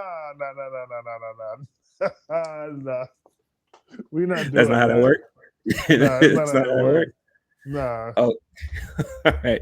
So in the NFL, we saw two JV teams play Monday. Is it worth talking about? No. You sure? Yes. Like, who is the better dirty? Who likes to play in the sand more? Like, is this what we're doing right now? Should have been a Thursday game. Fair enough. So on to NBA talks. Just like that. I'm going to start off with, bro, there's a lot of injuries. Yes. There are currently 9 calf strains. Currently. Mm-hmm. Early in the season. Mm-hmm. You have any angle on what's going on with this? I don't. It's not like we play on turf or grass and all this other stuff. It's hardwood, just like anything else. These Olympics, wear you out, all that. But what else do we really have to point towards? Most of these teams that these players are hurt on, we're having a first round or second round exit. So it's not like they've been playing all summer, and then they only got a couple months off. Like, these are people that were at home or in Cancun chilling. So I'm not sure. Victor Wembanyama, like, he's going to have injuries. He's a very slender man. He's going to have injuries. But, yeah, I'm not exactly sure what this points to, because all it ever points to is that guys have been playing basketball for way too long. AAU all the way up until where they are now. But what else are you supposed to do? Well, that raised the question of, are they playing too many games, or is the schedule? So. You think so? The back-to-backs and all that stuff that they have, I think, is too much. But if you don't go back to back, do you space the year out longer? You shorten the season. To how many? 60. Ooh. That's my opinion, because I think if you shorten the season to where you can stretch the games out, where you can still have your primetime games, you can still have your holiday games, you can still have your cup games and all this other stuff, that makes every game more serious. And I feel like how we've seen the beginning of the season, where the teams have been taking the games more seriously. Imagine if you take 20 of them away, where you can't throw away 5 or 6 and still be good in the West. Same date range. So in 60, because what that'll put you at 2 a week, give or take. Yep. Think about it. You do it back to back, but you're in a different city. How does that work for your body? You don't get the proper rest. You're on a plane. You get to the next place. You got to do your warm up, walk through, whatever. Then you still got to go get your work in and then go play the game. And that's just supposed to be how it's always been. Like, would that not be difficult though with the travel time? Because it's like if you're on they often do tours of away games, East Coast tour or something like that, and you're coming from Minnesota or hell all the way out in Cali. Yeah, you're gonna finish the game. Say if it's Tuesday and Friday, like high school in Texas, you play on Tuesday, you fly back Tuesday night, land Wednesday morning, and you're back flown out on Thursday. Is that not the same fatigue? I may not be playing the game, but the travel times of away games does play a factor if they keep changing the schedule as well. What's the most travel time though? Like 6 hours? If you're going from like one side of the coast to the other? Yes. But that's one way. I got you. But I'm just saying, if that's what we're talking about, I still think if you ask a player, I'm going to let you go touchdown at home, you get to go touch grass at home for 24 hours before we have to get back and do it again, I think most of them would say, yeah. But that flight becomes an issue mainly because now if you take off, that's also time you can't practice. That's not necessarily resting your body either. Not all teams have the proximity either. Minnesota's just out there. Right. They travel the most out of every single team. So you would place one of your potential future pieces on a plane. You might be on the plane double the time than what you're usually doing now. I hear you. I think there's a way we can work it out, though. I see the logistics and how you're literally trying to make this work right now, but I think it's just a hypothetical that, like, if you shorten the season, You give the players an opportunity to where they're able to be home more, Mm-hmm. and you will have to make a sacrifice somewhere. So if that means more flight time, but the sacrifice might be sufficient to the players than it would be to just be on the road. Because like you said, if I'm going to Toronto, because I got I got this trip over here, right? So I've got to go to Toronto. Once I touch down in Toronto, then I got to go to Detroit. After Detroit, then I got to hit Milwaukee. I got to hit Indiana, and then I got to go over here and hit the Boston scene. That's Mm-hmm. a whole lot of cities you got to touch down into, right? And that's what, a week and a half span of all those games. Mm-hmm. And then when you go home, you get 1 day rest, and then you got to go play another game at home. So I hear you, right? But that's a whole lot of traveling that I just had to do on some back-to-backs. And then the other one was a back-to-back. And then this one was a back-to-back. And then I get back home and all I get is a day's rest. You're not practicing. But usually the back-to-backs are still within a decent space of each other. Like if you're Right. at home, you're playing back-to-backs at home. If you're Right. on the road, it's going to be Brooklyn one night and then the Knicks the next. Like they usually Right. keep you somewhat close.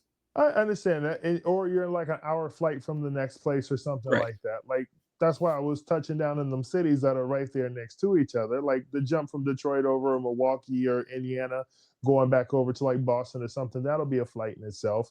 But like that's what I'm trying to get at.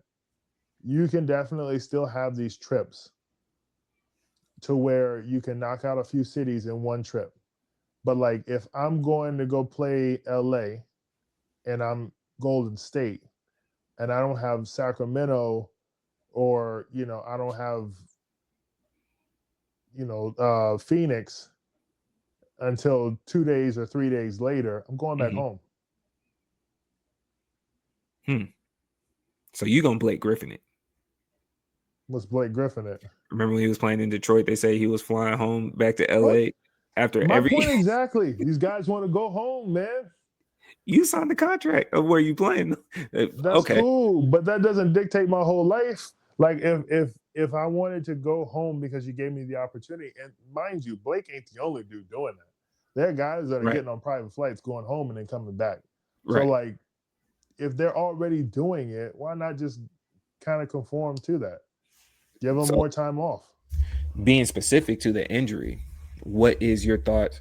Because you're looking at schedules for the wide injuries of the consistency that we're seeing. It's not even just the fact that we have injuries. We're talking about your primetime stars. There's 9 people out with a calf strain. Right. And of those 9, you got Wemby, you got Jamarr, you got Drew Holiday's one. So someone else just sat down for a little bit. Then Luka was his finger, but he ended the season with a calf strain. Like you got your major players. Is Jaylen Brown another one? Someone else. AD's one of them too, ain't he? AD's down is yes, AD's down. I can't remember what for, but still, what do you say to the specificity of the calf strains? Because I know why they're sitting them. After you've seen KD, after you've seen DeMarcus Cousins, you then watch 3 people go down with an Achilles tear in the playoffs. This wouldn't be the time to play with it. And good, that's smart. Is it the shoes?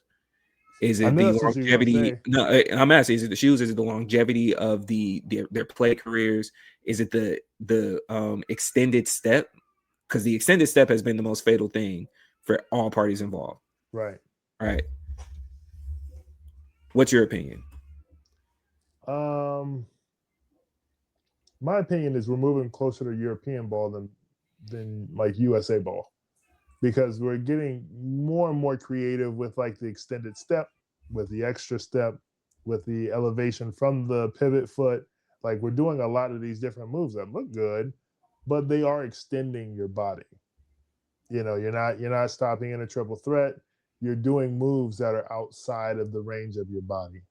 So I will say, of course, it's sexy, looks good on TV, good moves, nice little Sports Center dent in it, but as far as pushing your body to the limits, it's becoming more of a normal.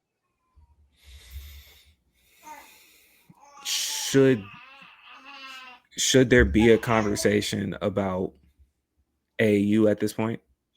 Yeah. And I know And that's I a think, general thing, yeah. but what are the benefits now that you can't get, especially in the social media area, that you can't get just from having your own high school highlight tape? You might be at a prep school, whatever, but what is the benefits of AAU now? The benefits of AAU now is the exposure. So if you're, a top prospect, you're going to get looked at whether you're at your high school, whether you're at your AAU team, whether you're at the ABCD camp, the Nike Summit. You're going to get exposure because you're everywhere. Every time they turn on the clips, they see you. When they see you at the different camps, they see you. Like, you have personal relationships with coaches you're not even going to be going to school with. So AAU definitely has always been the platform for exposure. So the fact that, they play so many games, like, you and I both know an AAU weekend looks like playing a game that morning, falling asleep on the floor with your feet up against the baseline, and then going and play another game later on. That's an exhaustive, like, experience in a day. So, not to say that, it's not good to keep playing basketball, because it is, because you get the exposure and the experience, but AAU is just for exposure. Like, it's to sharpen your game, it's to play freely, but it is to sharpen your game. We were doing back-to-backs on some days. Like, you walked from one court to another. And I'm just thinking of some of the injuries I sustained. Yeah. And that's not including those that are multi-sport athletes. Right. Because even if you took away summer league, if you took away AAU, you took away select. If you played multiple sports, there was a chance you immediately ended football season and went straight into wherever. If y'all were a bad team, you went straight into basketball season. That's still already overlapped. If you were a good team, you're coming out of the playoffs and meeting them in somewhat mid-season form, and you got to catch up with the basketball team. Then y'all might have messed around and either did track, which overlapped, or baseball, which still also had an overlap. So now you add select, and this could expand outside of even just basketball itself. It's all the sports across the board. Yeah. Is it worth it? If you're a parent now and you have your kid at, I'll say 12 to 16, because 9 times out of 10, they've already been discovered with the way social media works. But say if they haven't, 12 to 15, high school specifically. Yeah. Would you put your kids in AAU? Yes. What for? Exposure. If I can get my kid to the next level, because here's the other thing that is opened up for kids now in high school going into AAU. You can get an NIL deal. You can get an NIL deal going into college. You can make your money before you even touch or sniff the league. And then there's so many kids who don't make the league that's literally what they're trying to go get now. Like, okay, well, I can't go make the league, but I can set myself and my future up by paying for my college, and I can have a little starter money whenever I start my life, and I'm not just starting from broke. Okay. That's a whole conversation now.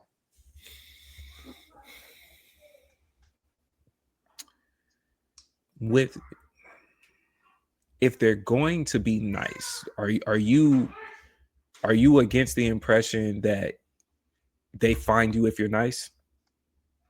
No. That's a belief system of like, you're so good, they're gonna know about you, which why some people go to bad high schools, because they put up crazy numbers, and intentionally go to schools, or they like, you didn't need the AAU, you were doing dumb numbers here. Right. But those kids who are still doing dumb numbers still get invited to camps. They may not be on some AAU team, but they get invited to a camp, or they get invited on campus because of the film that they have.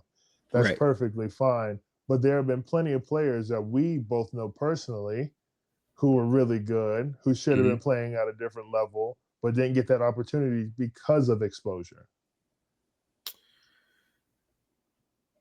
I think a camp is great. I think any sport, if you're good, a camp is usually a shorter term than because AAU is an entire season, Right. right? Where at camp, at worst, 2 weeks,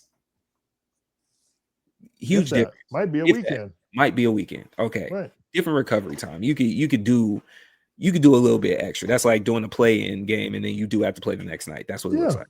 All right. Oh, okay. Because you bring up another point, but I think that's going to be a one-off conversation eventually of what does the NIL actually look like now at this point.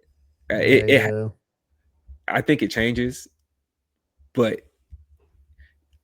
on the other side of the AAU, how many is the success of going through AAU worth more than how many people have we seen, one, be injured, and then two, you had the exposure and then you didn't pan out to be anything more than you maybe went from AAU to a G League, or if that.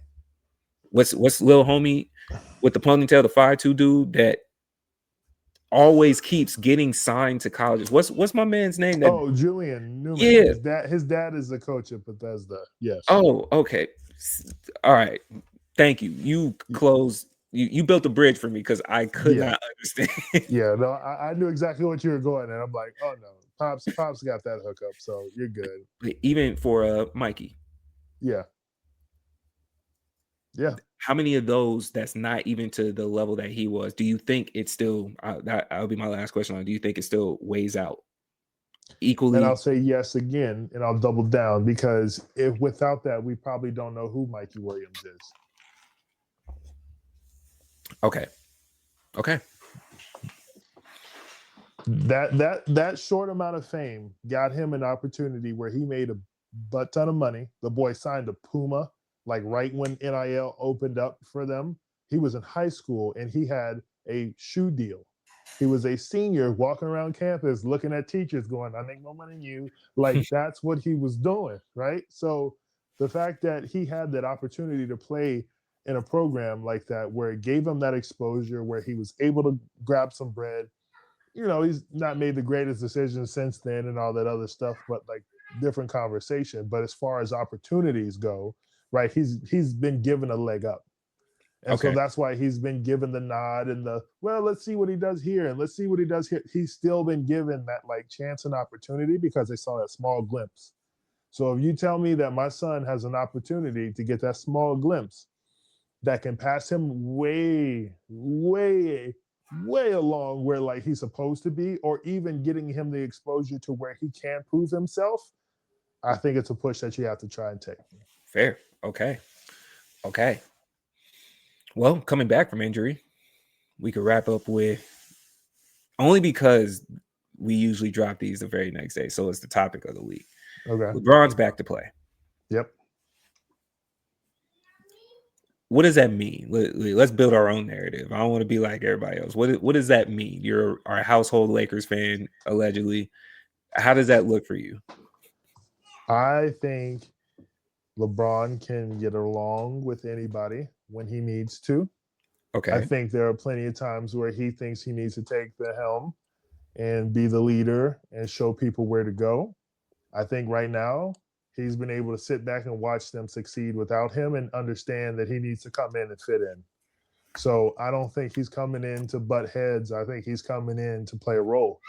And if he can play a role and Luke is the number one option with Austin Reeves, I think we're in a very good spot to actually fight for a title this year. How confident are you in him being willing to take a backseat? More than I have been before. Why? Because I think he sees that he could sneak another one if he just plays along. Is it the same weight in his mind if he's not the leader? Nope. Is he willing for that to happen? Yep. I think because at the end of the day, he's going to do this, and there's nothing that you can say about this. And if he has 5 of them things on his finger and 2 came from LA, I don't think you can really say much about it. You can argue till you're blue in the face and say, well, that one, he really wasn't the centerpiece. Okay. Clay wasn't the centerpiece when he was sitting next to Steph, but he still won a chip and he's still regarded as one of the greatest shooters of all time.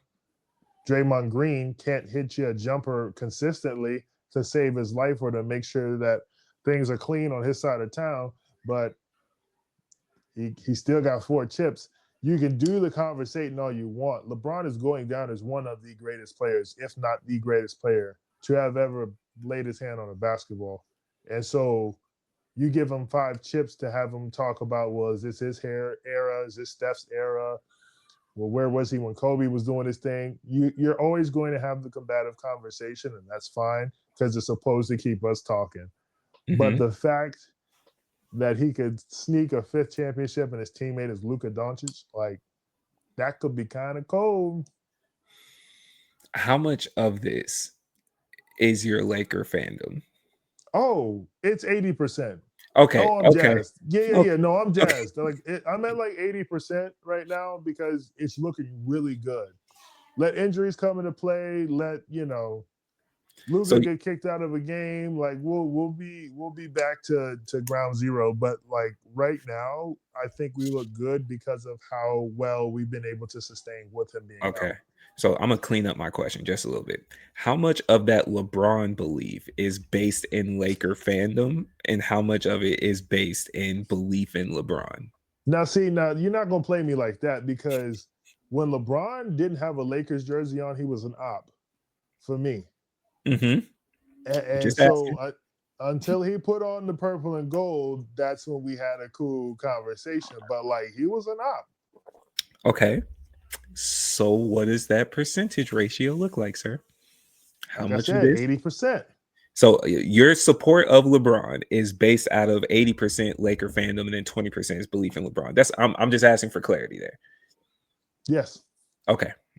Fair. Because I wasn't sure if you had transformed into a Braun guy out of nowhere. I was just checking because you started the pod on how we became friends, and I figured you were ending on how like we had a halt or a little bit of turbulence in a relationship. Not so much that you can't be a Braun fan. I was just trying to figure out who is this nigga that I'm meeting in real time. No. I was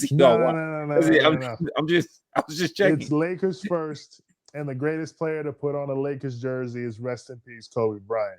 So that's exactly what this is. Crazy, dog. I thought I was gonna have to you cut never you thought off. that. You never thought that because I've never switched that tune ever. I've never switched that tune. So you ain't thought that ever in your life. Go on. Yeah. No, Kobe. It's Kobe Bean. Like there's no other Laker that we need to talk about. Magic is a close second. LeBron comes in 3rd or 4th, but that's up to conversation. Is crazy. Like Kareem Abdul-Jabbar didn't exist. Like Shaq didn't exist. Exactly. So that's what I'm saying. You said 3rd or 4th. Right, because you could probably argue him being 4th over one of those two, but Shaq is not in that conversation. So you have to either do Kareem or LeBron, and that's up to conversation. No, sir. We are not. What's the conversation with Kareem and LeBron? What do you mean? What's the conversation? Is LeBron over Jerry? So what you're saying is like LeBron ain't a top 10 Laker? That's what you said? I didn't say 10, but you said 3 or 4. I only have him top 5. But I even corrected myself in saying that Shaq was 3rd. Yes. Okay.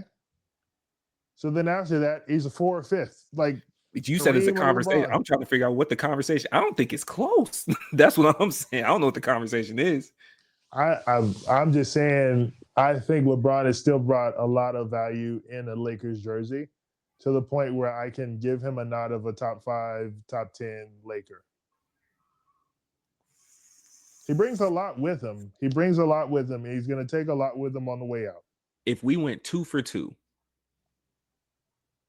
obviously not Kobe because he got all 5 there. Shaq got 3. Take his best 2. Kareem got 2. Kareem got 2. 3? Okay. Magic got 2. Okay. Does LeBron's 2, if he was to win this year, even way out I feel to like what you're really trying to catch me on some BS. I'm not right trying to now. catch you. I'm actually having No. an honest conversation. No. You're doing that David thing where you're being inquisitive, but you're trying to push the button on my Laker fandom right now. No, and I'm not liking it. No, that's not it. I'm genuinely. They're going to make it a conversation whether I like it or not. Okay, so what's the part of me? Because we're ahead of it, sir. So depending We're on not what you ahead say, of I can nothing. say They've been you talking was ahead about of the game. what ranking LeBron has been as a Laker since he got there. But it means more if he does it. So here we are. I'm asking you as the Laker fan, if he brings you a second one, does those 2 outweigh enough to knock off somebody in the top 5? I'll open up the question. I think the answer to that question is possibly. And it just depends on how it goes down. I would say the only person that I think is susceptible to it would be Jerry West. And even if you take out Jerry West, I don't think that puts him in top 5. That's what I would say. Because you would still have Kareem. You would still have Magic. And I just don't know if he outdid Showtime Laker Magic. I don't know if he outdid what Kareem Kareem got 5 with LA. Oh, then no, sir. Yeah. then it's pardon self because we were working on. Yeah, I wasn't fact checking like that. I was just talking off of like player skill, that type of thing. Yeah, I didn't know Kareem had got 5. So Kareem, yeah, that's not really a conversation. So it'd be Magic and LeBron, Shaq, Kobe, Kareem. I would still have Shaq, Kobe, Kareem. Why did I just blank? Magic and Jerry, but there was someone we just said. Who am I missing? That was it. Oh, Shaq, Kareem, Kobe, LeBron, Kareem. You already said Did I say Kareem already? Yeah. Magic. Jerry West. Okay.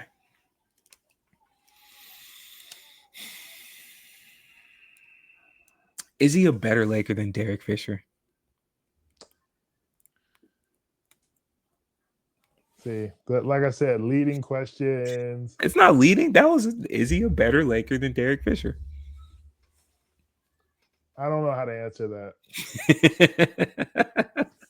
Because you're talking to somebody who like grew up watching the Lakers, and Derek Fisher meant more to me than LeBron James. Yes, it is what it is. He got 5. Yeah, Derek means way more to me than LeBron. Okay. I do think, and like that's not disrespectful to LeBron. Like that's it's just I watched him like everybody else did. That literally big moment fish here. Like that's everything to us. Yeah, Bronny started a game. You can retire. Yeah. Like Bronny started the game. You have the family photo. Like you said with Milwaukee. You have the family photo. You can dip, bro. LeBron moved up a little bit in my legacy rankings just off the fact that we've been watching him fight his hairline issue his entire career. Oh my God. Okay. Never once have I seen his rub off like Jaylen Brown. I'm not a part of this. So clearly, I'm not clearly he knows something, bro. Like, his hairline was stronger. Y'all, it's been really cool with the Keep It Clean podcast, man. Like, comment, subscribe, Instagram, YouTube, TikTok. Hit up all the socials. You see my boy Sleepano right there. We doing it big over here. Keep It Clean on the main channel. Go pop in. Go say what's up to Ev. Let him know to come holler at me. Not after the game, but before. You know what I'm saying? Yeah, no, we're not doing that. We'll catch y'all next time, bro. Peace.